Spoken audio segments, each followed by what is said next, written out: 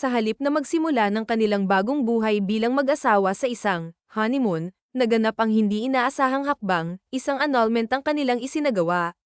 Lumipas ang 4 na taon mula noon. Sa paliparan, muli silang nagtagpo. Ang babae ay may dalang kambal, habang ang lalaki lumuhad sa kanyang harapan, nagmamakaawa. Sa kabila ng lahat, isang malawak na ngiti ang sumilay sa mga labi ni Alice. Sa wakas, natapos din ang kanyang 4 na taong paghihintay upang makasama ang lalaking minahal niya ng buong puso. Naroroon sila sa harap ng altar, handang manumpa sa isa't isa na magsisilbing gabay habang buhay. Ngunit nang lingunin niya si Miguel, ang kanyang ngiti ay biglang naglaho.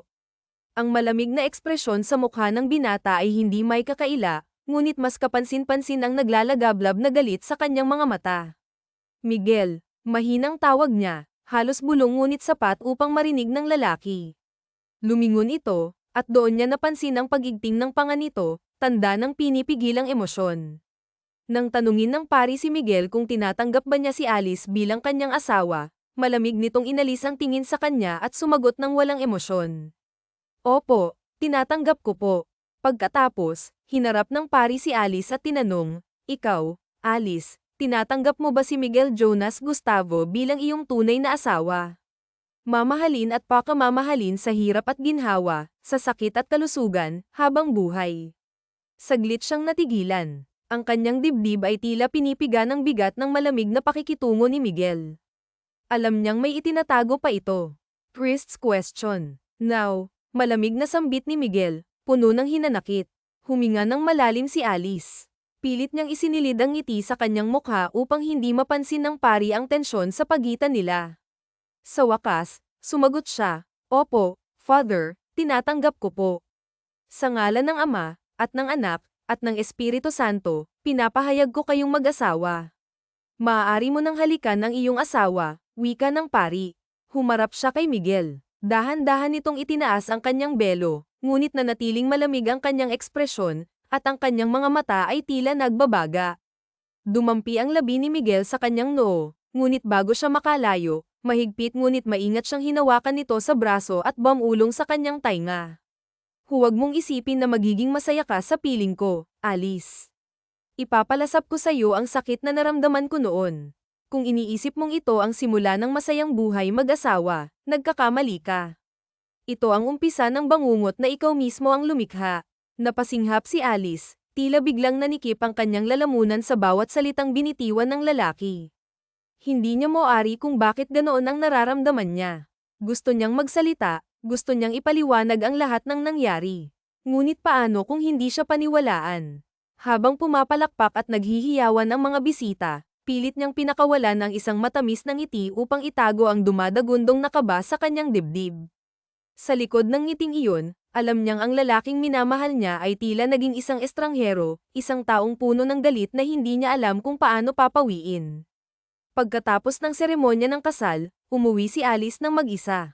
Wala sa tabi niya si Miguel, at hindi niya alam kung nasaan ito. Bigla na lamang itong naglaho.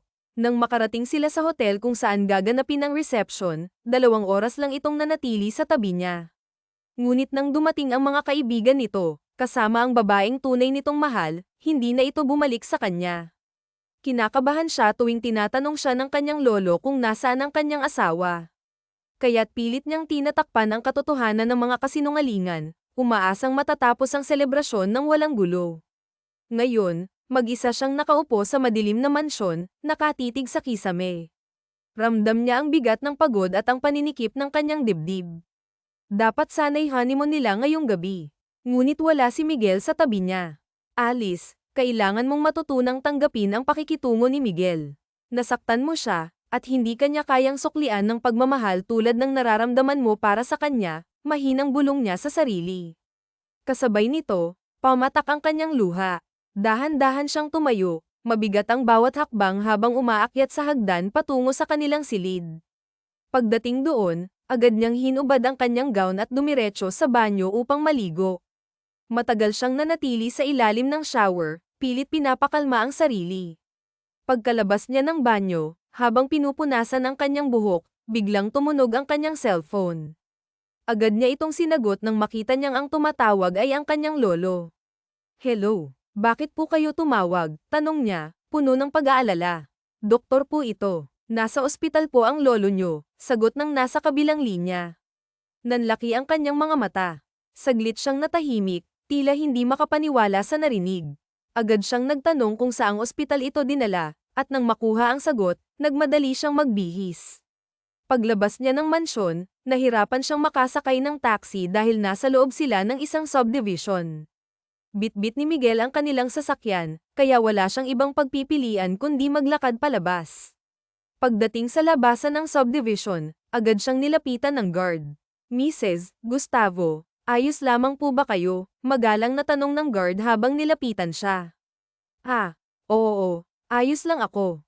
Pasensya na, pero maaari mo ba akong tulungan? Pwede mo ba akong ipara ng taxi?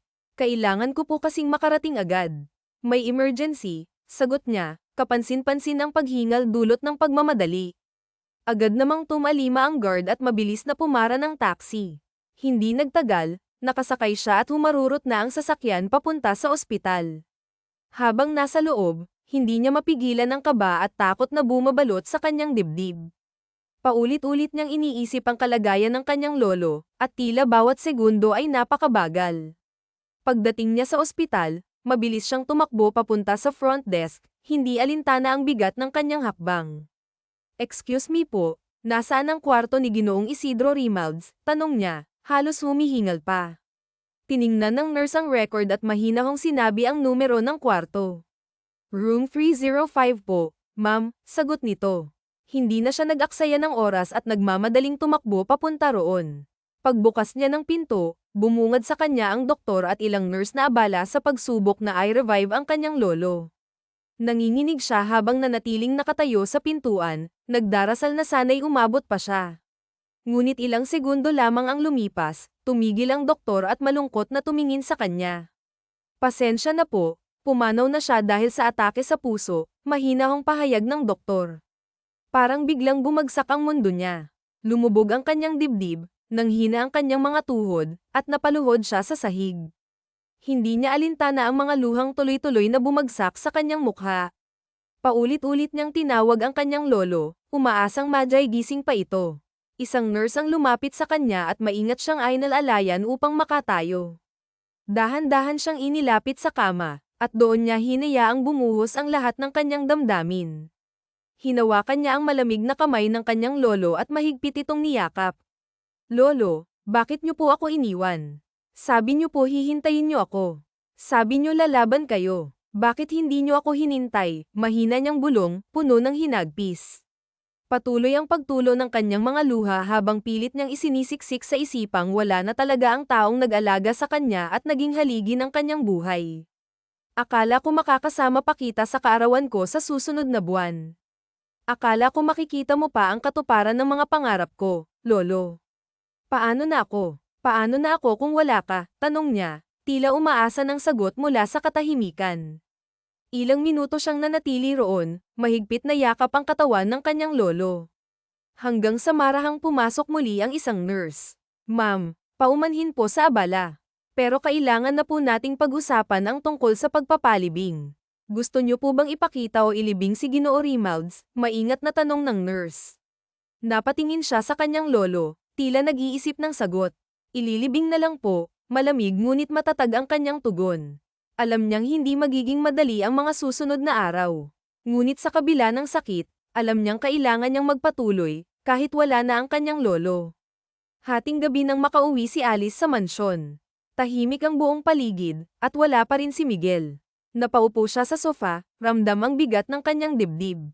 Tumingala siya, tila nakikipag-usap sa Diyos, umaasang makahanap ng lakas upang harapin ang bagong kabanata ng kanyang buhay. Panginoon, bakit ganito po ang bigat ng pagsubok na ipinagkaloob ninyo sa amin? Mahina ngunit puno ng lungkot niyang nasambit habang pilit pinipigilan ang pag-agos ng kanyang mga luha. Tahimik siyang nakatulala, tila nawawala sa sarili habang nararamdaman ang bigat ng bawat sandali. Sa kalaunan, unti-unti siyang bumigay sa matinding pagod, at hindi na maalayan na nakatulog na siya sa malambot na sofa. Ngunit ang sandaling iyon ng pahinga ay naputol nang marinig niya ang tunog ng makina ng kotse mula sa labas. Agad siyang napabangon, Ang tibok ng kanyang puso ay bumilis habang mabilis na tumayo at naglakad patungo sa pintuan, umaasang si Miguel na ang dumating.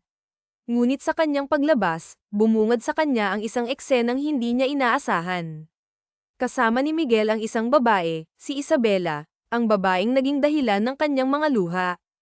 Ang mukha nito ay maamo, ang tindig ay elegante, at ang taas nito ay higit pa sa kanya. Habang siya'y umaabot lamang sa dibdib ni Miguel, si Isabela naman ay halos kasing taas ng ilong nito. Napatigil si Alice sa kinatatayuan niya, tila napako ang kanyang mga paa sa malamig na sahig.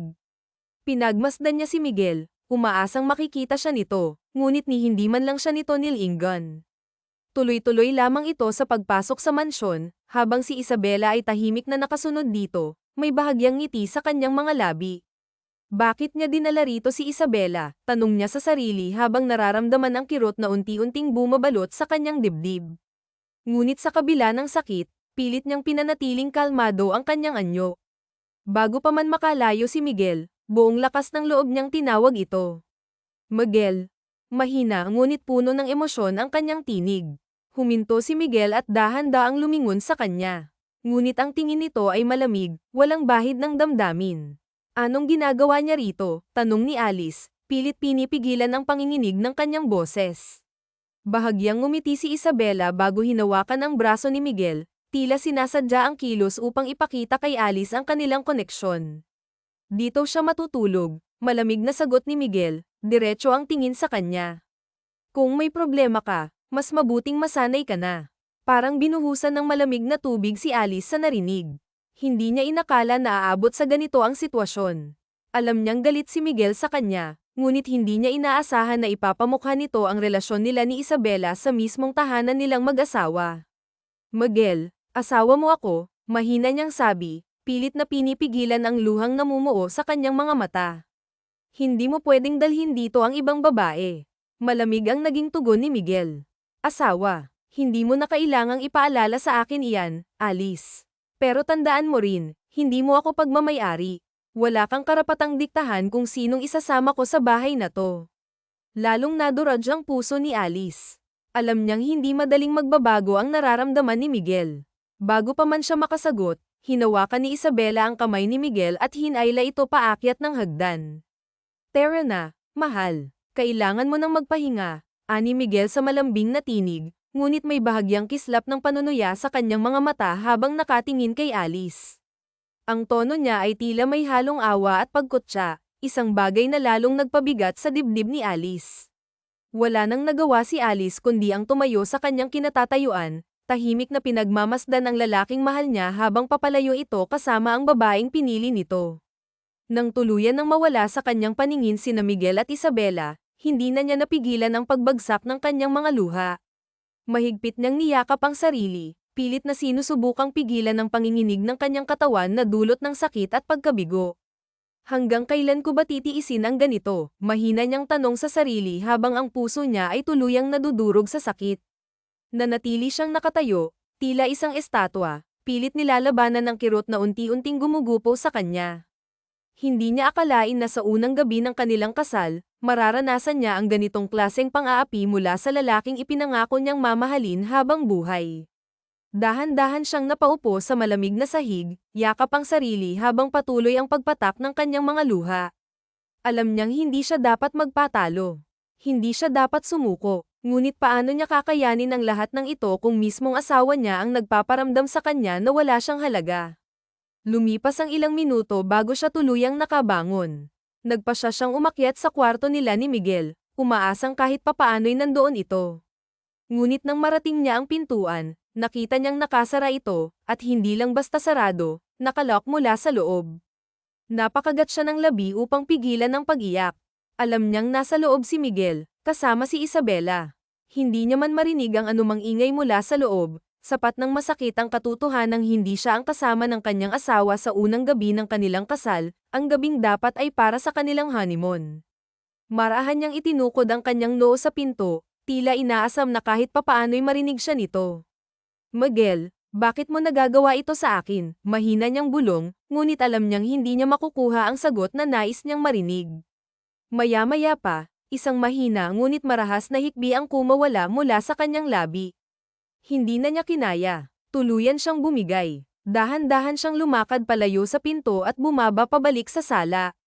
Doon siya naupo sa sofa, pilit na pinipigilan ang sarili na magpakalunod sa sakit. Ako ang pinakasalan, pero iba ang kahonimon ngayong gabi, mahina niyang bulong sa sarili, puno ng hinagpis. At bago niya namalayan, unti-unti siyang nakatulog sa sofa, dala ang bigat ng kanyang damdamin. Kinaumagahan, nagising siya sa sikat ng araw na tumama sa kanyang pisngi. Agad siyang napabangon, ramdam pa rin ang sakit sa kanyang mga mata dahil sa magdamag na pag-iyak. Magandang umaga, Alice. Sana maganda ang tulog mo. Mahina niyang sabi sa sarili, kahit alam niyang kabaligtaran ang kanyang nararamdaman. Napalingon si Alice nang marinig ang mahinahong boses ni Isabela. Nakasuot ito ng apron, at sa ibabaw ng mesa ay nakahain na ang mga pagkain, mga bagay na dapat siya mismo ang naghanda para kay Miguel. Ngunit sa sobrang pagod, hindi siya nagising ng maaga. Ang kanyang damdamin ay lalong bumigat nang mapansin ang kumikinang na kwintas na suot ni Isabela. Hindi na niya kailangang magtanong kung saan ito nanggaling, alam na niya ang sagot. By the way, plano namin ni Miguel na magkasama buong araw. Sana ayos lang sayo, ani Isabela, ang tono ng kanyang boses ay may halong panunukso. Napakagatlabi si Alice, pilit na nilulunok ang sakit na dulot ng bawat salitang binibitawan ni Isabela. Para bang ang bawat kataga nito ay isang matalim na kutsilyo na tumatama sa kanyang puso. Napabuntong hininga si Alice at pilit na ngumiti, kahit pakiramdam niya ay parang pinipilit niyang buuin ang sarili. May magagawa ba ako, Isabela, kung nagdesisyon na ang asawa ko na mas gusto kanyang kasama? Nakabit niya kaya sa akin, sagot niya ng may halong pait, ngunit may dignidad. Nagulat siya sa sariling tapang na bigkasin ang mga salitang iyon. Ang ngiti sa labi ni Isabela ay unti-unting nawala, ngunit bago pa ito makapagsalita, isang malamig na tinig ang pumukaw sa kanilang pansin. Good morning. Naghanda ako ng breakfast. Tara, kain na tayo, sabi ni Isabela sa malambing na tono habang inilalapit ang sarili kay Miguel. Tumingin si Alice sa asawa, umaasang makakakita ng kahit kaunting simpatsya, ngunit wala siyang natanggap na anumang reaksyon mula rito. Miguel, dito mo ba talaga balak itira ang babaeng yan? Tanong niya nang may halong hinanakit. Ngunit ang tanging tugon na nakuha niya ay ang tahimik na pag-upo ni Miguel sa mesa at ang pagtanggap ng plato mula kay Isabela, na hindi man lang siya nilinggan para humingi ng paumanhin. Habang patuloy na nag-aasikaso si Isabela, nanatili si Alice sa isang sulok, pilit na pinipigilan ang namumuong galit sa kanyang dibdib. Dahan-dahan niyang iniwas ang tingin at nagdesisyong umakyat sa taas. Pagdating sa kwarto, kinuha niya ang ilang piraso ng damit bago tumungo sa guest room. Ngunit pagkapasok niya, agad niyang napansin ang magulong kama. Nanikip ang kanyang dibdib, at halos mawalan siya ng hininga. Alice, kaya mo to. Magpakatatag ka. Huwag mong hayaang magtagumpay siya. Ikaw ang may karapatan, mahina niyang bulong sa sarili habang pilit na binubuo ang lakas ng loob. Pwede mong kasuhan si Isabela kung hindi siya titigil. Mag-focus ka sa pagpapalibing ng lolo mo, dagdag pa niya, sinusubukang aluin ang sarili. Naglakad siya papunta sa aparador at kumuha ng ilang damit. Pagkatapos, tahimik siyang lumabas ng kwarto at dumiretso sa guest room. Doon siya nagkulong ng ilang oras, ayaw niyang bumaba sa sala. Nagpasya siyang bumaba bandang 12:00 ng tanghali. Tahimik ang mansyon, wala sina Miguel at Isabela. Lumabas siya upang tingnan kung naroon ang sasakyan ng asawa, ngunit wala ito. Saan kaya sila pumunta? Bulong niya sa sarili habang nakatingin sa gate. Biglang kumulo ang kanyang tiyan, kaya napahimas siya sa sikmura. Napagpasyahan niyang bumalik sa loob upang maghanda ng makakain. Pagkatapos niyang kumain, agad siyang nagtungo sa ospital upang ayusin ang mga kailangang dokumento para sa pagpapalibing ng kanyang lolo. Habang inaasikaso ang lahat, hindi maiwasang bumalik sa kanyang alaala ang mga panahong kasama niya ang lolo't lola niya. Iniwan siya ng kanyang mga magulang noong siya'y sanggol pa lamang. Ang kanyang lola't lolo ang nag-aruga sa kanya, ngunit nang siya'y mag-high school, pumanaw ang kanyang lola. Mula noon, ang lolo na lamang niya ang naging gabay at lakas niya. Ngayon, wala na rin ito, at ramdam niya ang bigat ng kawalan. Pagkatapos maasikaso ang lahat, bumalik siya sa mansyon. Hindi tulad noong unang dating niya na madilim ang buong paligid, ngayon ay maliwanag ito. Biglang lumundag sa tuwa ang kanyang puso sa pag-asang nakauwi na si Miguel at sana, wala na si Isabela. Miguel, tawag ni Alice habang tinig na puno ng pag-asa. Nakaupo si Miguel sa sofa, suot ang kanyang salamin at abala sa pagbabasa ng mga papeles. Sa mesa ay nagkalat ang iba't ibang dokumento, na tila nagpapakita ng kanyang pagiging seryoso sa trabaho. "You're here," dagdag pa niya, ang tinig ay may halong kaba at saya. "Of course, this is my house," malamig na tugon ni Miguel, hindi man lang itinago ang kawalang interes. Saglit lamang siyang tiningnan nito bago muling ibinalik ang atensyon sa mga papeles na hawak nito. "Ipagluluto kita," alok ni Alice, pilit na pinapakita ang kanyang malasakit kahit nararamdaman niyang malamig ang pakikitungo ng asawa. "Hindi na kailangan," maikli ngunit matigas na sagot ni Miguel. Napapikit si Alice upang pigilan ang kanyang sarili na masaktan, ngunit pilit niyang pinanatili ang pagiging magiliw. Lumapit siya kay Miguel, dala ang lakas ng loob na makipag-usap. "Kung may kailangan ka, tawagin mo lang ako. Responsibilidad kong alagaan ka dahil asawa mo pa rin ako," sabi niya, ang boses ay puno ng sinseridad. "You are really taking this marriage seriously, ha? No matter how many times I try to make you understand that you are only my wife on paper, you still won't stop annoying me," malamig na sagot ni Miguel, ang bawat salita ay tila isang kutsilyo na tumatama sa puso ni Alice. "Pasensya na, Miguel. Titimplahan na lang kita ng kape," mahinang sabi ni Alice, pilit na iniwasan ang anumang argumento. Napabuntong hininga siya habang nasa kusina, hawak ang isang tasa ng mainit na kape. Habang nakatayo roon, hindi niya maiwasang tanungin ang sarili, bakit ba ako nagpapakatanga? Ilang beses na niya akong sinaktan, pero nandito pa rin ako, umaasa. Nagtitimpla nga ako ng kape ngayon para sa lalaking hindi man lang ako matitigan ng maayos. Hay, ang tanga ko talaga minsan, mahinang bulong niya sa sarili bago lumabas ng kusina. "Ito na yung kape mo," sabi niya kay Miguel, ngunit hindi man lang siya nilinggan nito. Napahilig si Alice ng bahagya, ngunit dahil likas siyang mapilit, inilapag niya ang tasa sa mesa. "Kahit hindi mo kailangan, nandyan na yan," dagdag pa niya, pilit na pinapanatili ang ngiti sa kanyang mukha. Ngunit sa kasamaang palad, sa kanyang paglapag ng tasa, nadulas ang kanyang kamay at natapon ang kape sa mga papeles ni Miguel. Nanlaki ang kanyang mga mata sa gulat at mabilis na umatras. Agad niyang dinampot ang tisyo sa mesa, ngunit bago pa niya maayos ang kalat, hinablot ni Miguel ang papel at marahas itong inihagis sa gilid. "Ano bang ginagawa mo?" sigaw ni Miguel, ang boses ay puno ng galit. Napakurap si Alice, hindi alam kung may iyak ba siya o mas mayding sisihin ang sarili. "Aksidente lang yun. Hindi ko sinasadya," mahinang paliwanag ni Alice, ang boses ay nanginginig. Dinampot niya ang tasa na may natitira pang laman at muling nagsalita, "Kape na konti. Pwede ba? Magdahan-dahan ka naman." Huminga siya ng malalim, pilit na pinapakalma ang sarili. Matapos linisin ang natapong kape, marahan niyang itinabi ang basahan at iniwasan ang tingin kay Miguel. Alam niyang kahit anong gawin niya, hindi niya mababago ang malamig at matalim na tingin nito sa kanya. Dahan-dahan siyang tumayo, ang bawat galaw ay tila puno ng bigat ng kanyang nararamdaman. Ngunit bago pa man siya makalayo, muling nagsalita si Miguel. Ang boses nito ay malamig ngunit may halong awtoridad. "Saan ka pupunta?" tanong nito, ang mga matay nakatuon sa kanya. Saglit siyang natigilan, nag-aalangan kung ano ang dapat niyang isagot. Sa totoo lang, hindi rin niya alam ang sagot. Ang tanging nais niya ay makalayo, kahit saglit lamang, mula sa bigat ng sitwasyon.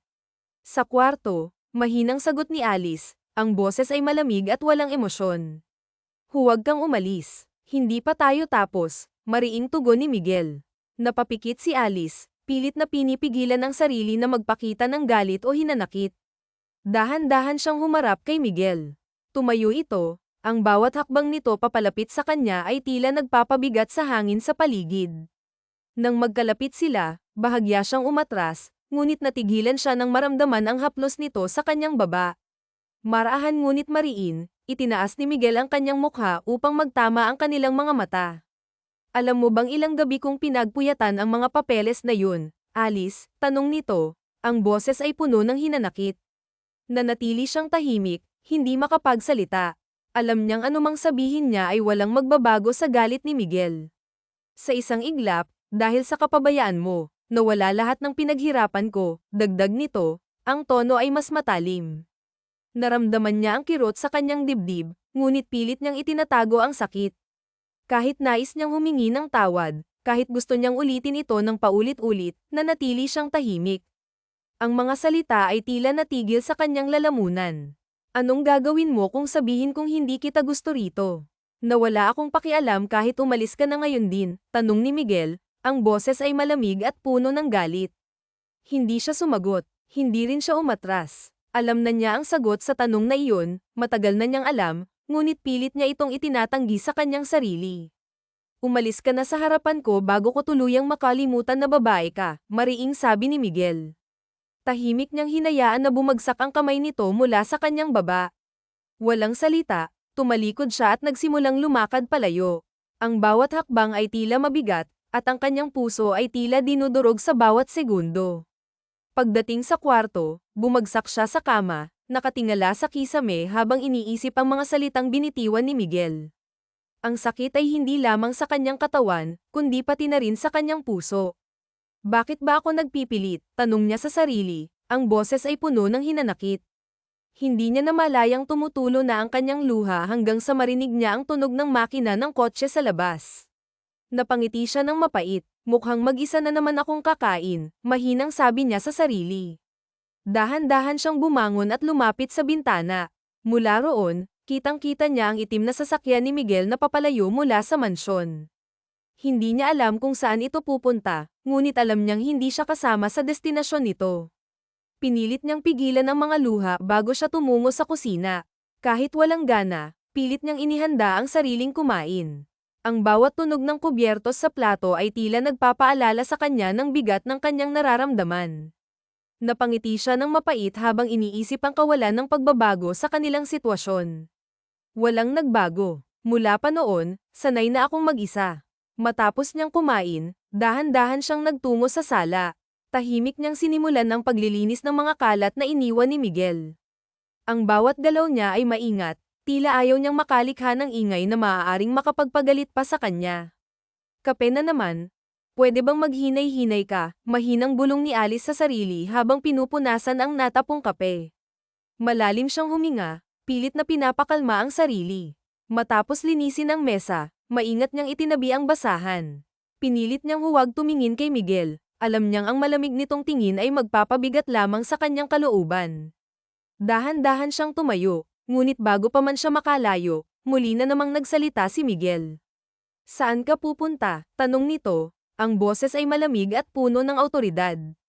Napahinto siya, nag-alinlangan kung sisigot. Sa totoo lang, hindi niya rin alam kung saan siya pupunta. Ang nais lamang niya ay makalayo, kahit saglit lamang, mula sa bigat ng kanilang sitwasyon. Sa kwarto, maikli niyang sagot, malamig ang boses ngunit puno ng pagsuko. Hindi pa tayo tapos, mariing sabi ni Miguel. Napapikit si Alice, pilit na nilulunok ang sakit na nararamdaman. Dahan-dahan siyang humarap kay Miguel. Tumayo ito, ang bawat hakbang nito papalapit sa kanya ay tila nagpapabigat sa hangin sa paligid. Nang magkalapit sila, bahagya siyang umatras, ngunit natigilan siya nang maramdaman ang marahan ngunit mariing haplos nito sa kanyang baba. Itinaas ni Miguel ang kanyang mukha upang magtama ang kanilang mga mata. Alam mo bang ilang gabi kong pinagpuyatan ang mga papeles na yun, Alice? Tanong nito, ang boses ay puno ng hinanakit. Nanatili siyang tahimik, hindi siya makapagsalita. Alam niyang anumang sabihin niya ay hindi magpapabawas sa galit ni Miguel. Sa isang iglap, dahil sa kapabayaan mo, nawala lahat ng pinaghirapan ko, dagdag nito, ang tono ay mas matalim. Naramdaman niya ang kirot sa kanyang dibdib, ngunit pilit niyang itinatago ang sakit. Kahit nais niyang humingi ng tawad, kahit gusto niyang ulitin ito ng paulit-ulit, nanatili siyang tahimik. Ang mga salita ay tila natigil sa kanyang lalamunan. Anong gagawin mo kung sabihin kong hindi kita gusto rito? Nawala akong pakialam kahit umalis ka na ngayon din, tanong ni Miguel. Ang boses ay malamig at puno ng galit. Hindi siya sumagot, hindi rin siya umatras. Alam na niya ang sagot sa tanong na iyon, matagal na niyang alam, ngunit pilit niyang itinatanggi sa kanyang sarili. Umalis ka na sa harapan ko bago ko tuluyang makalimutan na babae ka, mariing sabi ni Miguel. Hinayaan niyang bumagsak ang kamay nito mula sa kanyang baba. Walang salita, tumalikod siya at nagsimulang lumakad palayo. Ang bawat hakbang ay tila mabigat, at ang kanyang puso ay tila dinudurog sa bawat segundo. Pagdating sa kwarto, bumagsak siya sa kama, nakatingala sa kisame habang iniisip ang mga salitang binitiwan ni Miguel. Ang sakit ay hindi lamang sa kanyang katawan, kundi pati na rin sa kanyang puso. Bakit ba ako nagpipilit? Tanong niya sa sarili, ang boses ay puno ng hinanakit. Hindi niya namalayang tumutulo na ang kanyang luha hanggang sa marinig niya ang tunog ng makina ng kotse sa labas. Napangiti siya ng mapait, mukhang mag-isa na naman akong kakain, mahinang sabi niya sa sarili. Dahan-dahan siyang bumangon at lumapit sa bintana. Mula roon, kitang-kita niya ang itim na sasakyan ni Miguel na papalayo mula sa mansyon. Hindi niya alam kung saan ito pupunta, ngunit alam niyang hindi siya kasama sa destinasyon nito. Pinilit niyang pigilan ang mga luha bago siya tumungo sa kusina. Kahit walang gana, pinilit niyang kumain. Ang bawat tunog ng kubyertos sa plato ay tila nagpapaalala sa kanya ng bigat ng kanyang nararamdaman. Napangiti siya ng mapait habang iniisip ang kawalan ng pagbabago sa kanilang sitwasyon. Walang nagbago. Sa bawat araw na lumilipas, tila nakagapos ako sa pagiging mag-isa. Pagkatapos niyang kumain, maingat siyang nagtungo sa sala upang linisin ang mga kalat na naiwan ni Miguel. Ang bawat galaw niya ay dahan-dahan, tila ayaw niyang makalikha ng ingay na maaaring makagambala. Ngunit sa kalagitnaan ng kanyang ginagawa, biglang bumukas ang pinto ng mansyon. Sa kanyang paglingon, bumungad si Miguel, at hindi siya nag-iisa. Kasama nito si Isabela, at sa paraan ng pagkakapulupot ng braso ng babae sa bewang ni Miguel, kitang-kita ang matinding pag-aangkin nito. Bahagyang nakabukas ang ilang butones ng polo ni Miguel, at ang anyo nito ay tila nagpapakita ng kawalang pakialam sa paligid. Napayuko si Alice, tila nawala ang lakas sa kanyang mga kamay. Hindi niya namalayang nabitiwan na niya ang hawak na basahan. Sandaling nagtagpo ang kanilang mga mata ni Miguel, isang iglap lamang iyon, ngunit sapat upang palakasin ang pintig ng kanyang puso. Ngunit tulad ng dati, malamig at walang emosyon ang mukha ng lalaki. Ilang segundo ang lumipas bago muling ibinaling ni Miguel ang tingin kay Isabela.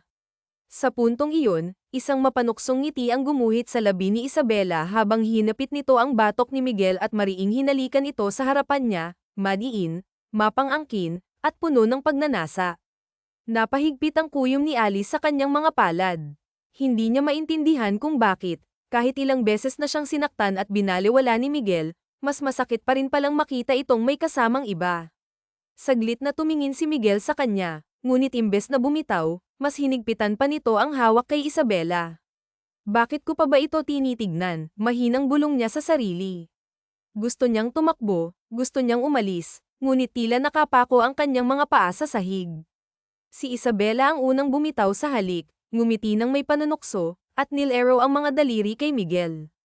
Oh, may audience pala tayo, aniya ni Isabela, puno ng panunuya. Ang kanyang malanding tawa ay tila isang matalim na kutsilyo na tumagos sa puso ni Alice. Muling hinapit ni Isabela si Miguel, at mabilis na umakyat ang dalawa sa hagdan. Hindi magawang alisin ni Alice sa kanyang isipan ang nangyari. Nang siya'y bumalik sa kanyang silid, bumagsak siya sa kama, mahigpit na niyayakap ang sarili. Sa unang pagkakataon, hindi lang sakit ang nararamdaman niya, kundi matinding galit. Kinabukasan, malalim ang itim sa ilalim ng kanyang mga mata, halos hindi siya nakatulog. Paulit-ulit na naglalaro sa kanyang isipan ang mga eksena kagabi, ang mga halik, ang mga haplos, at ang mga ungol. Dahan-dahan siyang bumangon, pilit na nilalabanan ang bigat ng kanyang katawan. Pagkalabas niya ng kwarto, natigilan siya nang marinig ang mahihinang pag-uusap mula sa ibaba. Maingat siyang bumaba sa hagdan. Sa sala, naabutan niya si Miguel na nakaupo sa sofa, mukhang bagong ligo, suot ang puting polo na bahagyang nakabukas sa bandang dibdib. Sa tabi nito si Isabela, nakasandal sa balikat ni Miguel. Nakasuot lamang ito ng oversized na polo. Nang magtama ang kanilang mga mata, matalim ang tingin na ibinigay ni Isabela sa kanya, na tila sinasabing, wala kang lugar dito. Fix yourself, Alice. Mamaya darating si Lola. Kung gusto mong magsumbong, gawin mo. Hindi kita pipigilan. Baka sa ganong paraan, mas mapadali pa ang annulment papers natin.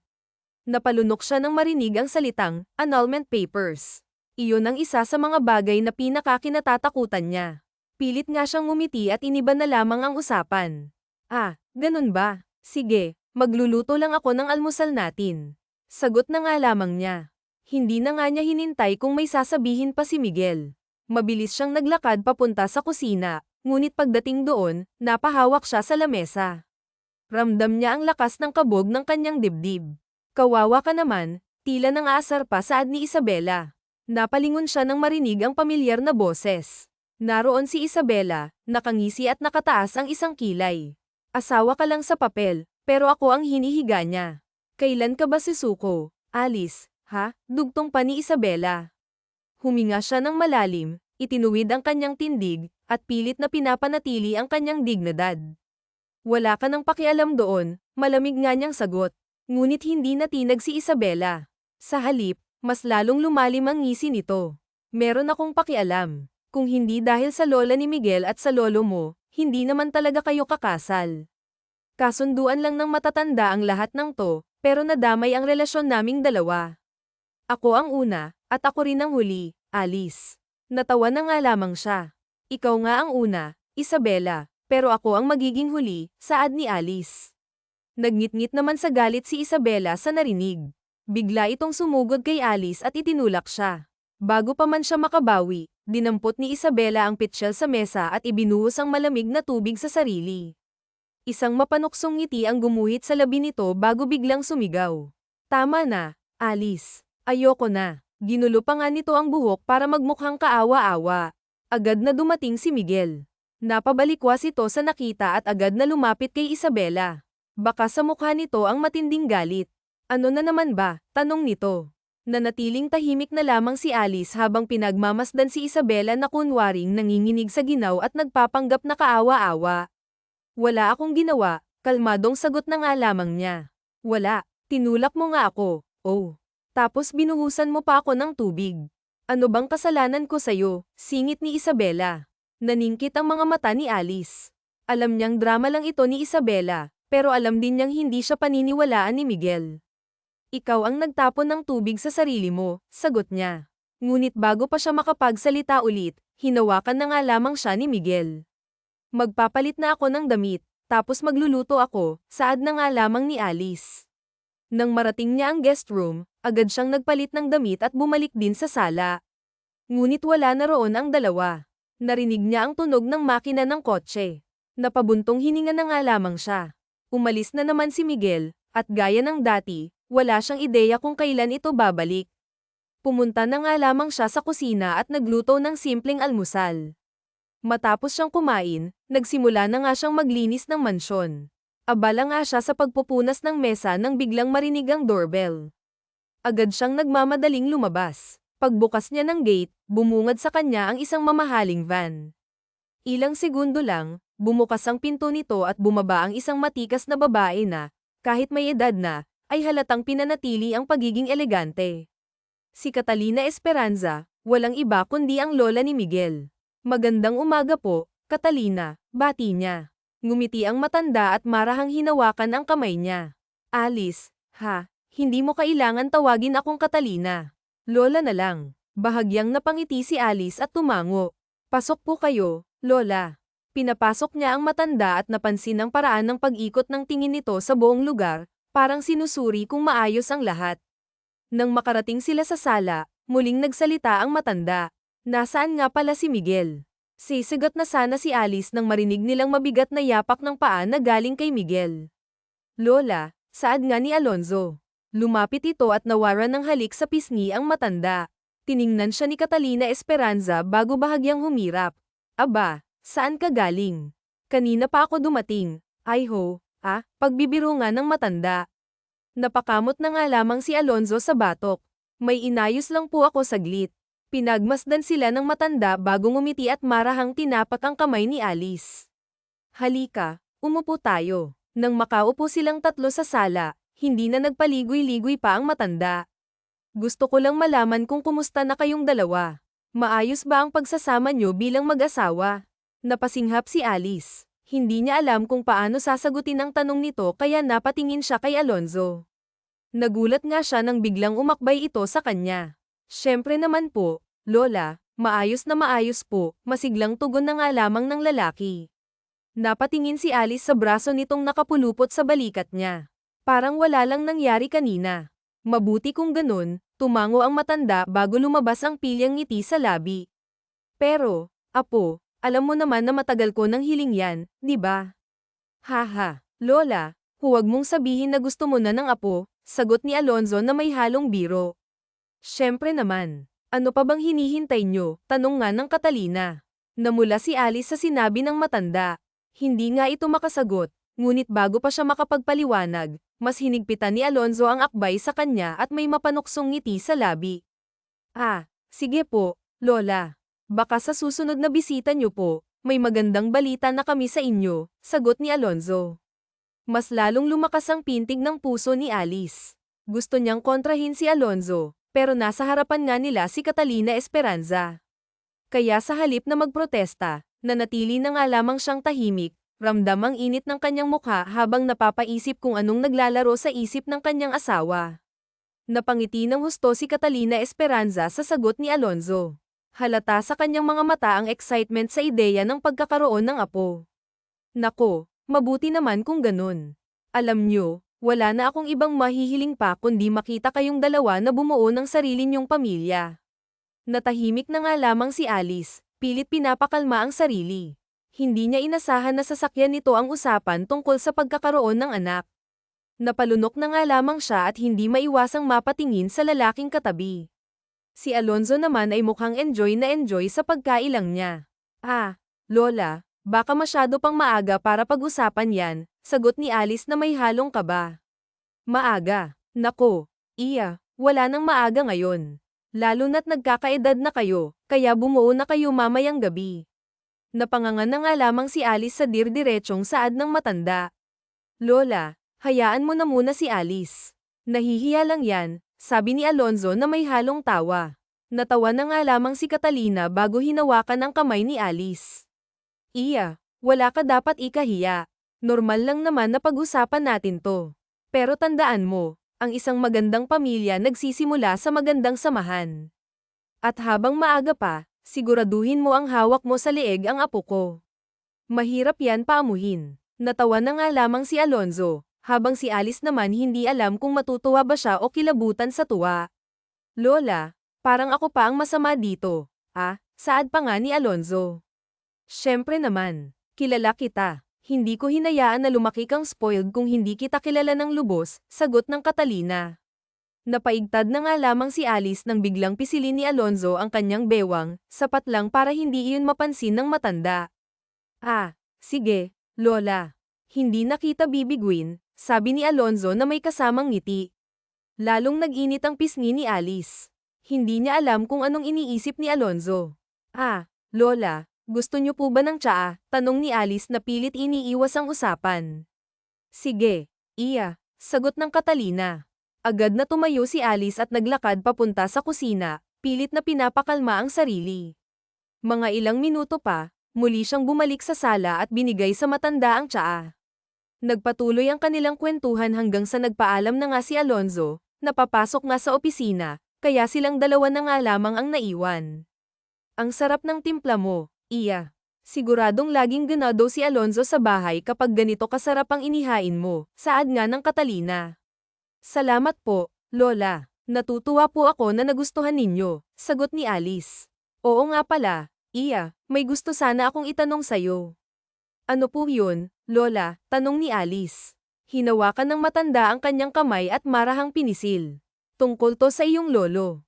Nanlaki ang mga mata ni Alice. Agad na bumilis ang tibok ng kanyang puso. Gusto ko sana siyang makita. Hindi kasi naging maayos ang usapan naming dalawa nung araw ng kasal nyo. Kamusta na siya? Baka pwede mo akong samahan sa kanya minsan. Napalunok na nga lamang si Alice.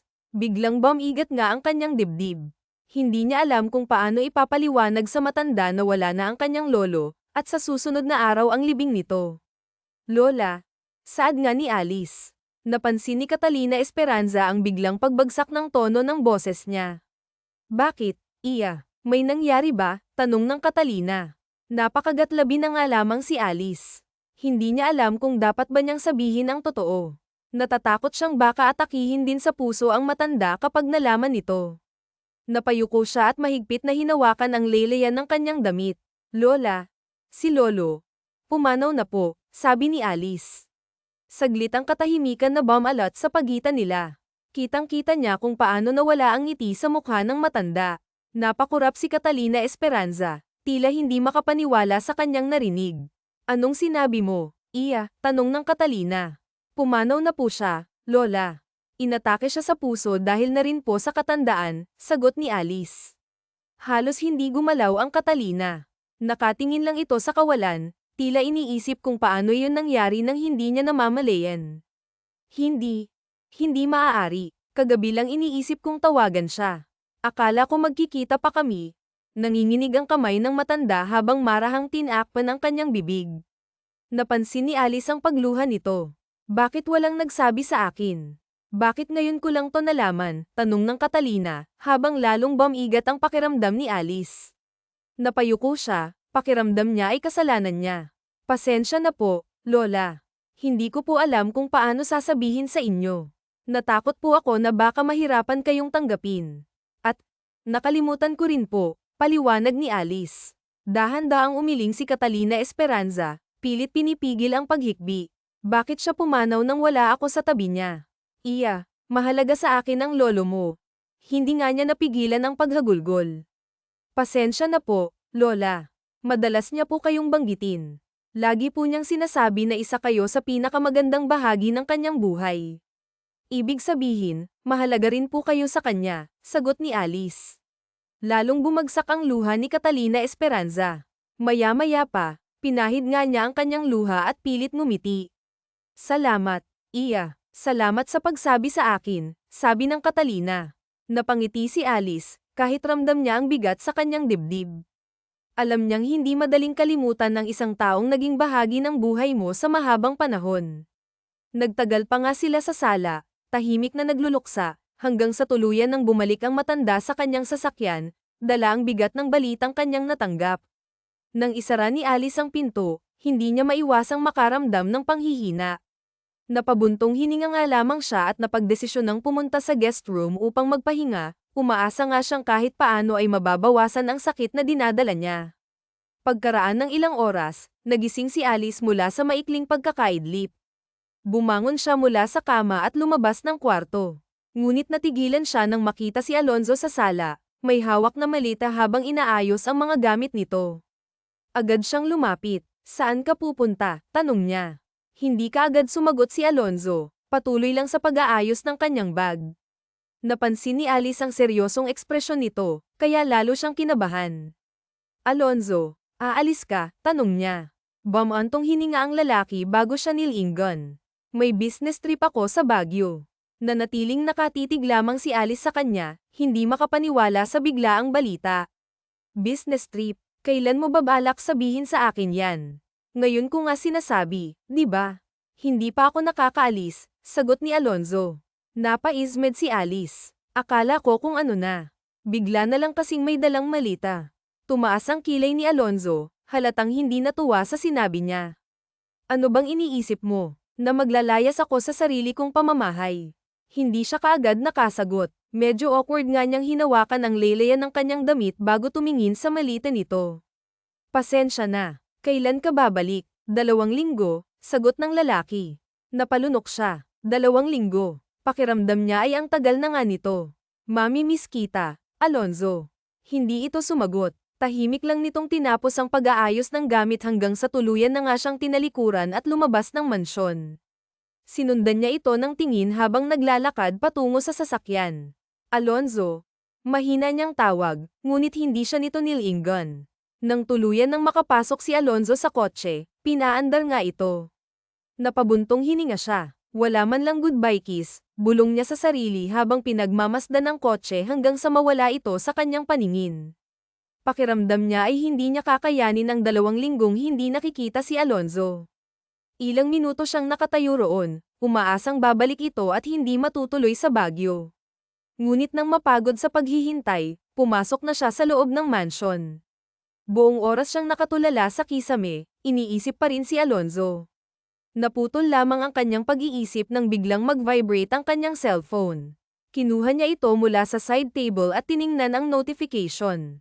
Sa Instagram, nakatag siya sa isang post. Pagkabukas niya ng app, nabitawan niya ang cellphone dahil sa gulat.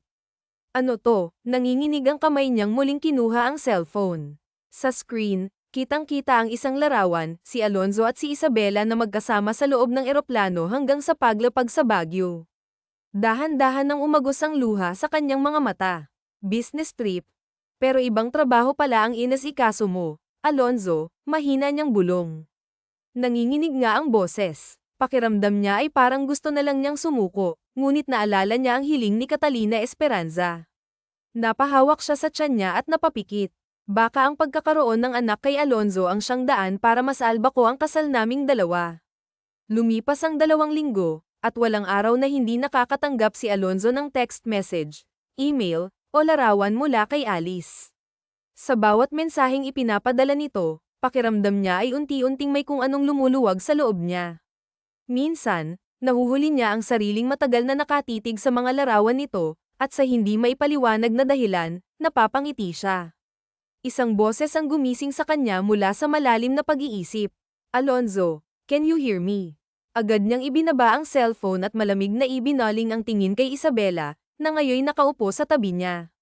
Totoo, may business trip siya, ngunit nagulat na lamang siya nang sumama pala ito sa ama nito. Natauhan siya sa kumpanya. Nasa eroplano na sila at malapit nang lumapag. Alonzo, lagi ka na lang ganyan. Kahit noong nasa Baguio tayo, laging nasa cellphone mo ang atensyon mo. Ano ba talagang meron dyan? Tanong nga ni Isabela. Hindi siya sumagot. Alam niyang hindi titigil si Isabela, pero wala siyang interes na ipaliwanag ang anumang hindi nito kailangang malaman. Alam kong may something dyan, saad pa nga ni Isabela bilang pahabol. Pinilig lang niya ang ulo at muling itinoon ang tingin sa labas ng bintana. Mas pinili niyang huwag patulan ito. Ilang sandali pa, dumaan ang flight attendant upang ipaalam na malapit na silang lumapag. Inayos niya ang seatbelt at saka muling narinig ang boses ni Isabela. Si Alice ba? Seryosong tanong ng babae. Napahinto siya. Tiningnan niya ito ng diretso sa mata, at kahit hindi siya sumagot, tila nakuha na nito ang kasagutan. Tama ako, di ba? Sa halip na sumagot, tumikim siya at bumaling muli sa bintana. Narinig niya ang mahinang tawa ni Isabela. Well, at least now I know kung bakit parang hindi ka na interesado na pag-usapan kung paano mo magagantihan si Alice sa kasalanan ng lolo niya. Nagtaas siya ng kilay. Ano bang sinasabi mo? Umiling si Isabela at bahagyang lumapit. Alam mo, Alonzo, noon pa man, hindi mo ako tinignan ng ganyan. Pero ang asawa mong yan, mukhang kaya niyang pasunurin ka sa isang tingin lang. Hindi siya nag-react. Alam niyang may punto ito, pero hindi niya kailangang kumpirmahin iyon. Nang lumapag ang eroplano, mabilis niyang kinuha ang kanyang gamit at hindi na lumingon pa kay Isabela. Tinawag siya nito ng ilang beses, pero hindi niya ito pinansin. Pagsakay niya sa taxi, dumiretso siya sa mansion. Ilang oras ang lumipas bago siya nakarating. Pagkapasok niya, tahimik niyang isinara ang pinto at tinungo ang sala.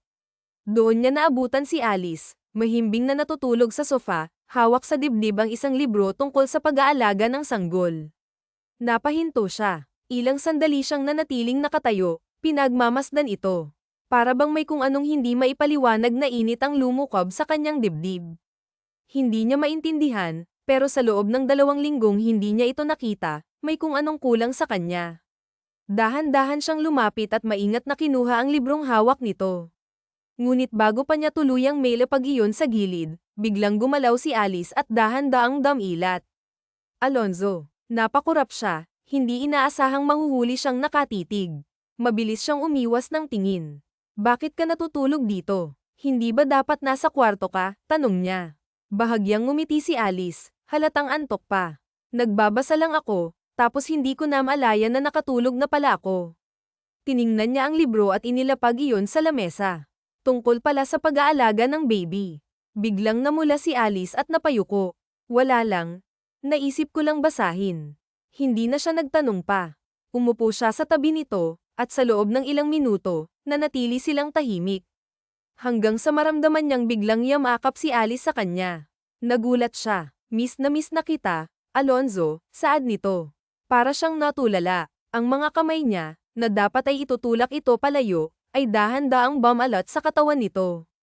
Hindi niya maintindihan kung ano ang dapat niyang maramdaman, pero sa pagkakataong ito, hindi na niya itinanggi sa sarili, oo, na-miss din niya ito. Mahigpit niyang niyakap si Alice, para bang sa yakap na iyon, lahat ng hindi niya kayang sabihin ay naiparating na. Maya-maya, bahagyang gumalaw si Alice at lumayo ng kaunti upang tingnan siya sa mata. Alonzo, okay ka lang. Hindi siya kaagad sumagot. Pinagmasdan niya ito, ang malambot na mga mata, ang bahagyang namumulang pisngi, at ang mapupulang labi na kahit kailan ay hindi nagsawa sa pagbibigay ng ngiti sa kanya.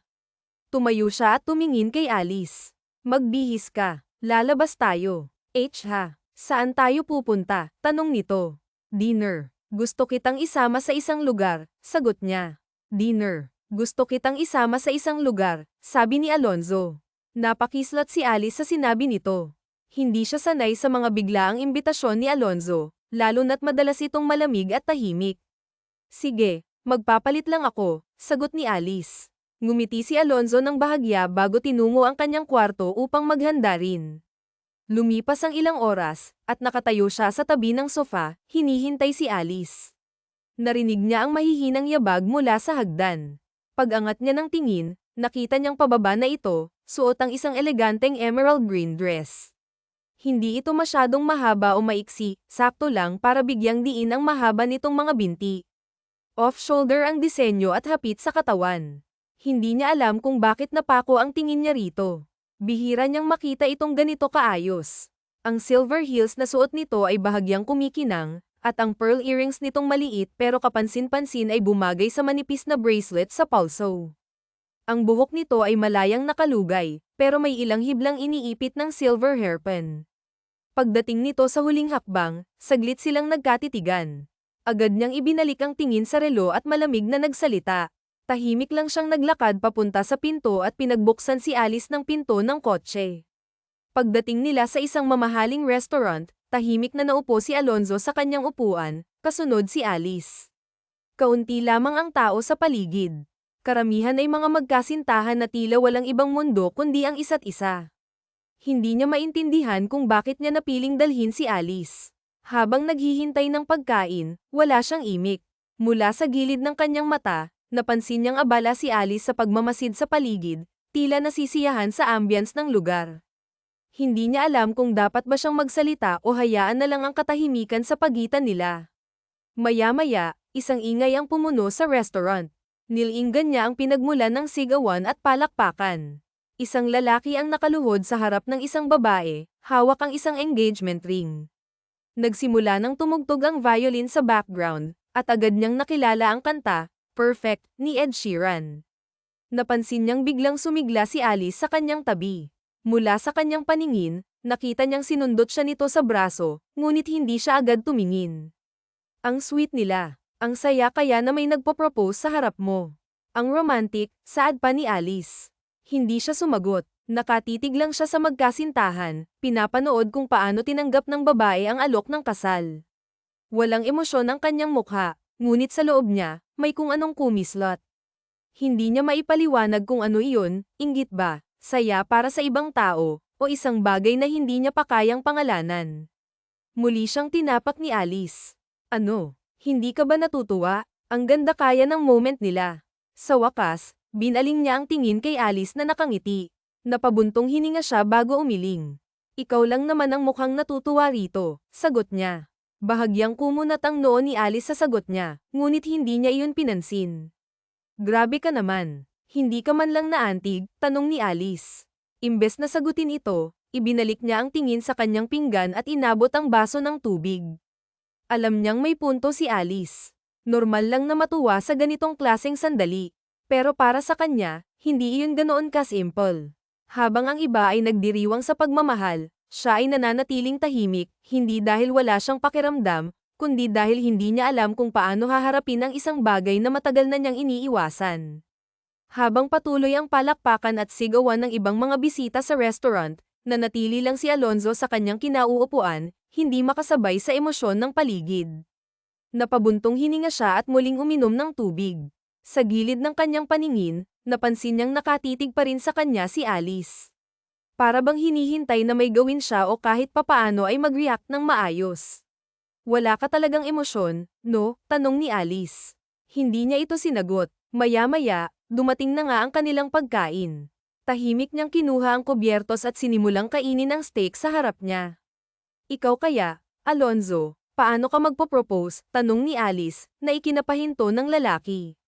Saglit niyang ibinaba ang kubyertos at itinaas ang tingin kay Alice na ngayon ay nakasandal sa upuan at nakangiti ng pilyo. Bakit ko naman iisipin yan? Sagot ni Alonzo. Kasi, parang ang boring mong mag-propose, tugon ni Alice. Feeling ko, business-like lang. Yung tipong, Alice, pakasalan mo ako. Magandang investment. Totoo, ganun. Nagtaas siya ng kilay. At paano mo naman nasabi na ganyan ang sasabihin ko? Tanong ni Alonzo. Humadyak-jak si Alice at saka muling kumuha ng pagkain. Ewan, basta, parang ang tigas mo kasi, para bang hindi ka marunong maging romantic. Hindi siya agad nakasagot. Hindi niya alam kung matatawa o may inis sa sinabi nito. Pero sa halip na patulan, nagpatuloy na lang siya sa pagkain. Habang lumilipas ang oras, unti-unting naging mas magaan ang atmosfera sa pagitan nila. Kahit na may ilang bagay siyang hindi kayang sabihin ng direkta, may isang bagay siyang napagtanto, sa kabila ng lahat, gusto niyang makasama si Alice sa hapunang iyon. At sa unang pagkakataon, kahit hindi halata, isang maliit na ngiti ang sumilay sa kanyang labi. Nang makauwi sila, hindi na napigilan ni Alonzo ang sarili. Pagkasara pa lang ng pinto, agad niyang hinayla si Alice palapit at mahigpit na isinandal sa pader. Hindi na niya hinintay pang magsalita ito. Hinagkan niya ang malambot nitong labi, madiin, mainit, at puno ng pag-aangkin. Ramdam niya ang bahagyang panginginig nito, pero hindi ito tumutol. Bagkus, naramdaman niyang gumanti ito sa halik niya, masuyo ngunit may halong panggigigil. Napakapit si Alice sa balikat niya, humihingal, sabay sabing, Alonzo, mabigat ka. Mahinang sabi nito, pero hindi siya natinag. Sa halip, inilapat niya ang noo sa noon nito, pinagmamasdan ang mapupulang labi at ang mga matang nalulunod sa init ng sandali. At anong gusto mong gawin ko, ha? Bulong niya, bahagyang hinihila ang buhok nito para lalong mapaangat ang mukha. Gusto mong pakawalan kita. Hindi ito umimik, pero ang mahinang pagtango nito ay sapat na para tuluyan siyang bumigay. Agad niyang isinubsob ang mukha sa leeg nito, hinagkan iyon ng mariin habang ang kamay niya ay gumagapang pababa sa bewang, masuyong hinahaplos ang bawat kurbada. Alonzo, daing nito, at lalo siyang nag-init sa tunog ng pangalan niya sa labi nito. Dahan-dahan niyang hinayla ito papunta sa sofa, pinaupo habang nakapatong siya sa ibabaw. Masuyong hinaplos niya ang pisngi nito, tinitigan ang bawat sulok ng mukhang hindi na niya kayang mawala pa sa buhay niya. Sabihin mo sa akin, Alice, mahinang bulong niya, pinagdikit ang kanilang mga noo. Gusto mo ba to? Oo, sabay tango ng sinsero ni Alice. Hindi na siya nag-aksaya ng oras. Muli niyang inangkin ang labi nito, mas mapusok, mas marahas. Sa gabing ito, hindi na niya itatanggi. Hindi lang init ang dahilan kung bakit siya naririto. Hindi lang pagnanasa. Ito ay dahil kay Alice at sa nararamdaman niya para rito, isang damdaming matagal na niyang tinatakasan dahil sa kagustuhang maghayganti sa kasalanang hindi naman si Alice ang dapat na nagbabayad. Sa pagitan ng kanilang halikan, dahan-dahan niyang binuksan ang butones ng kanyang damit, habang ang mga daliri ni Alice ay gumapang sa batok niya, hinahatak siya palapit. Dahan-dahan lang, Alice, bulong niya, nakangiti habang dinadama ang mainit nitong haplos. Muli niyang hinalikan ang labi nito, gumapang ang halik niya pababa sa leeg. Narinig niya ang mahinang pagdaing ni Alice na parang musika sa kanyang pandinig. Mas lalo siyang naging mapangahas. Ang mga kamay niya ay dahan-daang gumapang sa balat nitong mainit. Ang bawat halik, bawat haplos, bawat paghinga nila ay nagpatunay ng matagal ng kinikimkim na damdamin. Hindi lang ito basta pagnanasa. Ito ay pag-angkin, pagpapatunay na sa gabing ito, wala nang makakapigil sa kanila. Hanggang sa tuluyan nang bumigay si Alice sa init na kanilang pinagsasaluhan. Habang unti-unting lumalalim ang gabi, walang ibang naririnig sa sala kundi ang mahihinang paghinga, ang langit-ngit ng sofa sa bawat kilos nila, at ang musika ng kanilang tahimik na pag-aangkin sa isa't isa. Kinaumagahan, pagmulat ng mata ni Alonzo, agad niyang napansin ang bigat sa kanyang bisig. Nandyan pa rin si Alice, mahimbing na natutulog, bahagyang nakayakap sa kanya. Tahimik niyang pinagmasdan ang mukha nito, magulo ang buhok, may bahagyang marka sa pisngi mula sa unan, at bahagyang nakabuka ang labi. Dahan-dahan niyang inalis ang braso niya nang hindi ito magising, saka bumangon mula sa kama. Naglakad siya palabas ng kwarto at dumiretso sa kusina. Hindi naman siya sanay magluto, pero gusto niyang subukan. Binuksan niya ang fridge, kinuha ang ilang itlog at bacon, at nagsimulang magluto. Ilang minuto pa lang siyang abala sa ginagawa nang marinig niya ang mahihinang yabag sa sahig. Hindi na siya lumingon, alam niyang si Alice iyon. Anong ginagawa mo? Tanong nito, medyo paus pa ang boses, halatang bagong gising. Hindi mo ba nakikita? Sagot ni Alonzo nang hindi tumitingin, patuloy sa pagprito ng bacon. Nagluluto ka, may halong gulat sa tono nito. Bakit parang imposible? Sagot niya, bahagyang sinulyapan ito. Bakit? Sa tingin mo ba hindi ko kaya? Nakasuot lang ito ng kanyang maluwag na polo, halos natatakpan lang ang kalahati ng hita. Muling ibinalik ni Alonzo ang tingin sa kawali, pilit binabaliwala ang bahagyang pang-aakit ng eksenang iyon. Hindi naman sa ganun, sagot ni Alice habang nauupo sa counter. Pero ikaw kasi, parang hindi bagay sa'yo yung may inaalagaan. Natigilan si Alonzo sa sinabi nito. Hindi niya alam kung paano iyon sasagutin, kaya sa halip, tinapos niya ang pagluluto. Kinuha ang isang plato at iniabot iyon kay Alice. Napatingin ito sa kanya, halatang nagtataka. Para sa akin to, tanong ni Alice.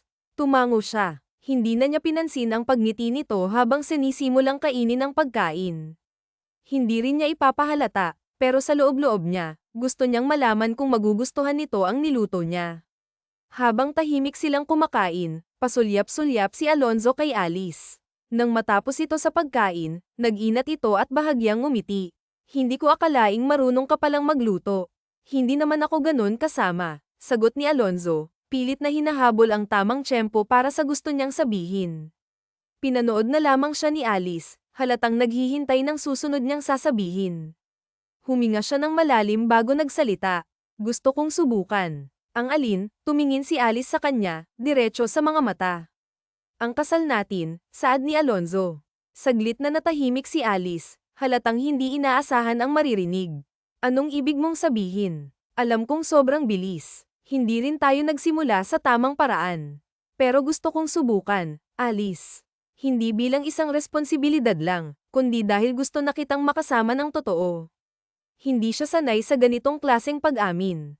Sa totoo lang, ito na yata ang unang beses na inamin niya sa sarili na may isang taong gusto niyang manatili sa buhay niya at hindi lang sa panandalian. Sigurado ka ba, Alonzo? Baka naman dala lang yan ng kung anong nararamdaman mo ngayon. Napailing si Alonzo. Hindi lang to dahil sa nangyari kagabi, putol niya rito. Matagal na akong naguguluhan. Pero ngayon lang ako sigurado sa isang bagay, gusto kong subukan ang pagsasama nating dalawa. Matagal ang katahimikan sa pagitan nila. Kita niya sa mga mata ni Alice ang pag-aalinlangan, ngunit dahan-dahan din itong ngumiti sa kanya. Kung susubukan natin, ibig sabihin ba nito ikaw na mismo ang hindi susuko? Tanong ni Alice. Hindi na nga siya nag-atubili pa. Hinawakan niya ang kamay ni Alice sa ibabaw ng mesa at hinigpitan ang kapit. Hindi ako susuko, Alice. Kahit hindi ko alam kung paano ko to gagawin ng tama, gusto kong subukan, kasama ka. Nakaramdam siya ng kaunting kaba sa paghihintay ng sagot nito hanggang sa tuluyang ngumiti si Alice. Okay, subukan natin, sabi nito. Nag-init ang dibdib ni Alonzo sa tuwa, pero hindi niya iyon pinahalata. Bagkus, isang matamis na ngiti lamang ang isinagot niya. Good. Simula ngayon, wala nang atrasan pa. At sa unang pagkakataon, naramdaman niya ang isang bagay na matagal na niyang iniiwasan, ang saya ng may minamahal. Dumaan ang mga araw na hindi namamalayan ni Alonzo. Simula nang sabihin niyang susubukan nila ni Alice, hindi na siya umatras. Hindi siya sanay sa ganitong klase ng relasyon, isang relasyong hindi lang pisikal, kundi may kasamang emosyon. Ngunit, sa kabila ng lahat, hindi niya ito pinagsisihan. Sa unang pagkakataon sa buhay niya, natutunan niyang alagaan ang isang tao, Masanay sa presensya nito, at mas gusto niyang kasama si Alice kaysa sa kahit sino pa. Tahimik ang opisina ni Alonzo, maliban sa tunog ng papel na hinahawakan ni Alice. Nakatayo ito sa tabi niya, nakayuko habang tinutulungan siyang ayusin ang mga dokumentong kailangan niyang pirmahan. Dito mo ilagay ang pirma mo, sabi ni Alice, itinuro ang isang bahagi ng kontrata gamit ang ballpen. Pero hindi doon nakatutok ang atensyon ni Alonzo. Mula sa kanyang kinauupuan, tanaw niya ang mahahabang binti nito, bahagyang nakabuka habang nakasuot ng fitted skirt na lalong nagpaangat sa natural nitong kurba. Masyado itong malapit, masyadong nakakaakit. Umangat ang kamay niya at marahang hinapit ang bewang nito, dahilan upang mapadiin si Alice sa kanya. Alonzo, napasinghap ito, halatang nagulat sa ginawa niya. Ngumiti siya at binaon ang kamay sa makinis nitong bewang, hinahagod iyon ng marahan. Bakit parang masyado kang seryoso? Hindi ba pwedeng magpahinga muna tayo? Ngunit bago pa ito makasagot, marahan niyang idinikit ang labi niya sa gilid ng leeg nito, dinama ang mainit na balat habang humihinga siya ng malalim. Nakita niyang napapikit si Alice, hinayaan ang sarili na mahulog sa init ng sandali. Alonzo, baka may makakita sa atin, mahina at putol-putol ang boses nito. Ngunit sa halip na sumagot, hinapit niya ito ng mas mahigpit hanggang sa tuluyan na nga itong mapaupo sa kandanggan niya. At ano namang masama kung may makakita, bulong niya, nilalaro ang labi sa ilalim ng tenga nito. Pinasok niya ang kamay, dama ang init ng balat ni Alice at ang bahagyang panginginig nito sa bawat haplos niya. Alonzo, pigil nito, bahagyang humawak sa balikat niya, parang gustong itulak ngunit hindi kayang lumayo. SHH, relax ka lang, ha? Mas lalo niyang idinikit ang katawan nila. Ang init ng kanilang balat ay tila apoy na hindi mapapatay. Dumulas pababa ang labi niya, dumaan sa leeg, sa balikat, at nang muli siyang bumalik sa labi nito, sinalubong siya ng isang halik, mapusok, mainit, malalim. Sinapon niya ang likod ng ulo nito, lalong pinagdiinan ng kanilang halikan. Hindi na nila alintana ang tambak na papeles sa mesa, ang mga kontratang dapat niyang pirmahan. Sa sandaling ito, isang bagay lang ang mahalaga, si Alice. Lumipas pa ang mga araw nang hindi namamalayan ni Alonzo na unti-unti na palang nagbabago ang relasyon nila ni Alice. Hindi man niya aminin ng diretso, naging mas madali para sa kanya ang bawat araw sa opisina simula nang ito ang nag-aasikaso ng mga dokumento niya. Nagpatigil siya sa pagtitipas sa laptop nang bumukas ang pinto ng opisina niya. Sir Alonzo, si Hector, ang kanyang assistant. Anong problema? Sir, kailangan niyo pong makita. May problema sa stocks ng kumpanya. Anong nangyari? Tanong niya habang mabilis na tumayo. Biglang bumagsak ang mga shares natin sa merkado, at may dokumentong lumabas, isang kontratang pinirmahan niyo daw. Nanlaki ang mga mata ni Alonzo. Teka, anong pinirmahan ko? Ibinigay ni Hector ang isang folder. Mabilis niya itong binuklat at halos mapaluhod nang makita ang pirma niya sa isang kasunduang nagpapasa ng halos lahat ng kanyang stock sa isang hindi pamilyar na kumpanya. Hindi ko to pinirmahan, madiin niyang sabi, ramdam ang panlalamig ng kanyang dibdib. Pero nasa record po na kayo ang pumirma, Master Sir, saad pa nga ni Hector. Biglang bumukas ang pinto at pumasok ang kanyang lola na may seryosong mukha. Miguel, anong ginawa mo? Lola, hindi ko alam kung paano, pero pinirmahan mo ang kontrata, Miguel. Kaya nawala ang mga stocks mo. Tuluyan siyang natulala, wala siyang maalala. Wala siyang natatandaang pumirma siya ng kahit anong kasunduan para ibigay ang shares niya. Biglang nagring ang telepono niya. Nanginginig ang kamay niyang sinagot ito. Sir Miguel, kailangan niyo pong pumunta sa mansyon niyo ngayon din, kabadong sabi ng tao sa kabilang linya. Bakit? Tanong ni Miguel. May sunog po, sir, at may tao pa sa loob. Nanlamig ang buong katawan niya. Si Alice. Wala na siyang inaksayang oras. Mabilis siyang naglakad palabas ng opisina, iniwan ang lahat. Wala na siyang pakialam kung malugi ang kumpanya niya. Ang tanging mahalaga sa kanya ngayon ay ang isang taong hindi niya kayang mawala. Mabilis siyang sumakay sa kotse. Hindi alintana ang pulang ilaw ng traffic, mabilis, mas mabilis pa. Pero pagdating niya sa mansyon, tila gumuho ang mundo niya. Hindi siya nagdalawang isip na tumakbo papasok, paulit-ulit na tinatawag ang pangalan ni Alice. Ngunit bago pa siya makaakyat sa hagdan, isang bahagi ng kisame ang bumagsak sa kanya, dahilan upang matumba siya sa sahig. Habang unti-unting bumibigat ang talukap ng kanyang mga mata, napansin niya ang isang larawan nilang dalawa noong araw ng kanilang kasal. Kasabay ng pag-agos ng kanyang luha, tuluyan siyang napapikit. Dahan-daang damilat si Miguel. Napangiwi siya nang subukan niyang gumalaw. Masakit ang katawan niya, lalo na ang kaliwang braso at kalahati ng kanyang mukha. Nang tingnan niya ang kanyang kamay, may benda ito. Nasaan si Alice? Agad niyang tanong. Bumukas ang pinto at pumasok ang kanyang lola, may bakas ng pag-aalala sa mukha. Huwag ka munang gumalaw, Miguel. Kailangan mong magpahinga. Pero nasan po si Alice? Mas madiin niyang tanong, pilit bumabangon kahit masakit ang katawan. Buhay naman po siya, di ba? Napabuntong hininga ang matanda bago umupo sa tabi niya. Buhay siya. Pero wala na siya, Miguel. Napakunot ang noo niya. Anong ibig mong sabihin? Umalis na siya. Hindi siya babalik. Halos hindi niya narinig ang sunod na sinabi ng kanyang lola. Umalis si Alice, sabay tanong ng, bakit? Hindi siya aalis ng basta-basta, sigaw niya, sabay mahigpit na itinulak ang katawan upang bumangon. Umalis siya dahil hindi kanya kayang patawarin. Napakunot noo si Miguel. Patawarin? Saan? Matagal bago sumagot ang kanyang lola. Sa pagkamatay ng lolo mo. Ano pong ibig niyong sabihin? Tanong niya, nanlalaki ang mga mata. Nalaman niya ang lahat, Miguel. Ang tungkol sa paghalik mo kay Isabela na sinadya mong ipakita sa matanda. Ang tungkol sa plano mong pahirapan si Alice pagkatapos ng kasal niya. Dahilan para atakehin sa puso si Isidro. At nagdesisyon siya. Ang pagkawala ng stocks, ang sunog sa mansyon, lahat ng iyon bahagi ng paghihiganti niya. Napapikit na lamang si Miguel, pilit iniintindi ang mga sinabi ng kanyang lola. Biglang bumukas ang pinto at pumasok si Hector na may dalang sobra. Sir, iniwan po ito ng annal paper. Nanginginig ang kamay niyang kinuha iyon. Nasaan siya? Mahina niyang tanong, halos pabulong. Nasaan siya? Sigaw niya, puno ng desperasyon. Hindi namin alam, sagot ni Hector. Napuno ng galit ang mata niya. Muli siyang bumangon, hindi alintana ang sakit. Hanapin niyo siya. Hanapin niyo si Alice ngayon din. Pero walang sumagot. Ang tanging naririnig niya ay ang tunog ng monitor sa tabi niya at ang matinding sakit sa puso niyang hindi kayang hilumin ng kahit anong lunas. Sa loob ng 4 na taon, natutunan ni Miguel kung paano mabuhay ng mag-isa. Wala na siya sa marangyang buhay na kinasanayan niya noon.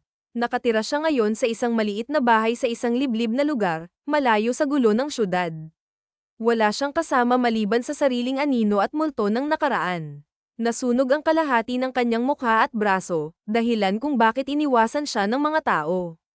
Tinawag siyang halimaw, tinakbuhan. Pero para kay Miguel, sapat na ang parusang tinanggap niya, ang mawalan ng lahat, lalo na si Alice. Sa kabila ng lahat, hindi siya humingi ng tulong. Nagsimula siya mula sa wala. Natutunan niyang mamuhay ng simple, gumawa ng trabahong marangal. Mula sa dating CEO, naging construction worker. Siya, natutunan niyang gamitin ang kamay, hindi para sa pagpirma ng papeles, kundi sa pagbubuo ng mga bahay at gusali. Paulit-ulit siyang bumagsak, pero bumangon din siya, unti-unti, araw-araw. Hanggang sa isang araw, isang tawag ang dumating. Isang kaibigan mula sa Naya ang tumawag sa kanya. Miguel, nakita ko si Alice sa airport. May kasama siyang 2 bata at isang lalaki. Nanlamig ang buong katawan niya. Hindi na siya nagdalawang isip. Lumabas siya ng bahay na walang sapin sa paa, ninakaw ang isang motor sa tabi ng kalsada, at mabilis na pinaharurot ito papunta sa airport. Hindi niya alintana ang ingay ng mga busina at pulang ilaw ng traffic. Ang tanging nasa isip niya ay si Alice. Pagdating niya sa airport, halos mabaliw siya sa kaba habang nililibot ang mata sa paligid. Hanggang sa nakita niya ito, si Alice, may hawak na 2 bata, habang may isang lalaking nakatayo sa tabi. Walang sabi-sabing hinayla niya si Alice palayo. Napasigaw ito sa gulat. Miguel, nanginginig ang boses nito, parang hindi makapaniwala na siya talaga ang kaharap. Hinawakan niya ang braso nito, hindi alintana kung masaktan man ito. Bakit mo ako iniwan? Tanong niya. Hindi agad ito nakasagot, kitang-kita niya ang gulat at kaba sa mukha nito. Bago pa nga siya makapagsalita ulit, isang maliit na tinig ang pumuno sa katahimikan. Mommy, sino po siya? Parang sinuntok siya sa sikmura. Mabagal siyang napatingin sa 2 batang nakatayo sa tabi ni Alice. Maliit pa ang mga ito, marahil 3 o 4 na taong gulang, pero ang mga mata nila, parang nakatingin siya sa salamin. Lumunok siya, pilit pinaglalabanan ang pagyanig ng kanyang katawan. Sino sila? Tanong niya. Ngunit sa halip na sagutin siya ni Alice, hamarang ito sa pagitan niya at ng mga bata. Aalis na kami, Miguel, mahina ngunit matigas ang tinig nito. Wala ka nang dapat itanong. Hindi siya makapagsalita, parang may bumarang nga sa lalamunan niya, tinik na hindi niya matanggal. Dumating ang lalaki. Alice, may problema ba? Tanong nito. Dahan-dahan siyang lumingon. Ang lalaking nagsalita ay may matikas na tindig at itsura. Sino siya? Bulong niya. Humakbang siya palayo at tila biglang nawalan ng lakas. 4 na taon, aniya, halos hindi na nga marinig. 4 na taon kitang hinanap. Nanlabo ang paningin ni Miguel. Parang hindi siya nakahinga. Bago pa siya tuluyang lamunin ng panghihina, lumuhad siya sa harap ni Alice. Hindi niya alintana ang maduming sahig ng airport, ang tingin ng mga tao sa paligid. Ang tanging mahalaga ay ang babaeng nasa harapan niya. Alice, nanginginig ang boses niya. Huwag mong ituloy ang annulment. Huwag mo akong iwan ulit. Nanlaki ang mga mata ni Alice, halatang hindi inaasahan ang ginawa niya. Napaatras ito. Miguel, tumayo ka, mahina ngunit mariin niyang sabi. Pero hindi siya gumalaw. Hindi niya kayang bumangon, hindi kung ang kapalit ay ang tuluyang pagkawala ni Alice sa buhay niya. Alam ko na galit ka pa rin sa akin. Alam kong nasaktan kita. Pero Alice, mahal pa rin kita, halos pabulong nga niyang sabi, ngunit daman niya ang bigat ng bawat salita. Kaya kung may titira pang kahit kaunting puwang ako sa puso mo, huwag mong tapusin to. Pakiusap, napapikit si Alice, pilit pinipigilan ang pagluha. Mahigpit niyang hinawakan ang leleyan ng damit nito, parang batang takot maiwan. Hindi ko kayang mabuhay nang wala ka, huli niyang sabi. Nalingon niya si Alice. Nakayuko ito, hindi siya matingnan ng diretso. 4 na taon kitang hinanap, bulong niya, puno ng paitang boses, pilit pinipigilan ang humagulgol. Tahimik na tumalikod si Alice, hawak ang kamay ng kambal. At doon niya lang naramdaman kung gaano kasakit ang mawala ang lahat, hindi lang ang kayamanan niya, hindi lang ang pangalan niya, kundi pati ang babaeng minsan niyang tinuring na mundo niya. Pinanood niya silang maglakad papalayo, unti-unti, hanggang sa tuluyan silang maglaho.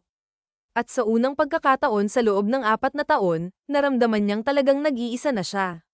Mabilis na naglakad palabas ng airport si Alice, mahigpit na hawak ang kamay ng 2 bata. Tahimik lamang siya, ngunit sa kaloob-looban niya, may kung anong bumabagabag sa kanya. Aalis na ba talaga tayo, Mommy? Tanong ng isa sa mga bata. Mahina ang boses nito, tila may pangambang nararamdaman. Napalunok siya, hindi kaagad nakasagot. Sa halip, binaling niya ang tingin sa lalaking kasama niya. Ikaw na munang bahala sa kanila. Kailangan kong bumalik, saad ni Alice. Isang saglit siyang tinitigan ng lalaki bago dahan-daang tumango. Mabilis siyang tumalikod at naglakad pabalik. Pagbalik niya sa loob ng airport, agad niyang nakita si Miguel, nakaluhod sa sahig, tila wala sa sarili. Hindi pa niya ito nakitang ganito noon. Palaging matapang, ngunit ngayon, para itong taong nawalan ng direksyon. Miguel, saad ni Alice. Dahan-dahan siyang tinignan nito, halatang hindi makapaniwala. Alice, basag ang boses nito. Hindi siya agad nakapagsalita. Huminga siya ng malalim bago lumapit. Bumalik ako. Bakit? Para sa mga bata, sandaling katahimikan ang namagitan sa kanila. Hindi ko itutuloy ang annulment, saad ni Alice. Nakita niyang bumantong hininga si Miguel. Parang ngayon lang ito nakahinga ng maayos matapos ang 4 na taon. Alice, ibig sabihin ba nito na agad kitang mapapatawad? Tanong ni Miguel. Kailangan mong patunayan na nagbago ka, sagot ni Alice. Agad na tumayo si Miguel at mahigpit na niyakap ito. Ramdam niya ang panginginig ng katawan nito, ang pagkapit na tila takot siyang muling mawala. Salamat. Salamat dahil binigyan mo ako ng pangalawang pagkakataon, saad ni Miguel. Bago pa siya makasagot, isang pamilyar na boses ang narinig niya sa likuran. Alice, tawag ng lalaki. Napalingon siya at nakita ang minsan niyang si Johan, nakakunot ang noo habang nakatitig sa kanila. Pabantong hininga ito bago marahang ngumiti. Pasensya na, Johan. Pwede mo na kaming iwan, saad ni Alice. Napailing ito ngunit, sa huli, niyakap muna ang kambal bago nagdesisyong umalis. Tumakbo naman ang kambal palapit sa kanya at mahigpit na kumapit sa laylayan ng kanyang damit. Dahan-dahan siyang lumingon at napangiti nang makita ang dalawang bata na nakatingala sa kanila, halatang naguguluhan. Huminga siya ng malalim bago nagsalita. Miguel, I want you to meet our children. Dahan-dahan niyang itinulak ang kambal palapit kay Miguel. Ang batang lalaki ang unang nagtaas ng tingin sa ama bago ngumiti ng bahagya. Hay, saad nito? Sumunod namang nagsalita ang batang babae, pinag-aralan ang mukha ng lalaki sa harapan nila. You look like me, saad nito. Napalunok si Alice nang makita niyang hindi makagalaw si Miguel. Kita niya ang gulat sa mukha nito. They grew up in the US. They only speak English, paliwanag ni Alice. Lalong lumalim ang titig ni Miguel sa mga bata sa kabamaling kay Alice. Are they? Yes, Miguel. They are yours, sagot ni Alice. Tahimik ang sumunod na sandali. Kita niya ang bahagyang panginginig ng kamay nito habang nakatitig lang sa kambal. Sa wakas, lumuhad si Miguel sa harap ng mga bata. What are your names? Tanong nito. Ang batang babae ang unang sumagot, masiglang inilagay ang kamay sa dibdib. I'm Leah. Sumunod naman ang batang lalaki, itinuro ang sarili. And I'm Joaquin. Hindi may kakaila ni Alice ang lungkot at pangungulilang dumaan sa mga mata ng kanyang asawa. How old are you? Halos pabulong na tanong ni Miguel. Proudly, tinaas ni Leah ang kanyang mga daliri.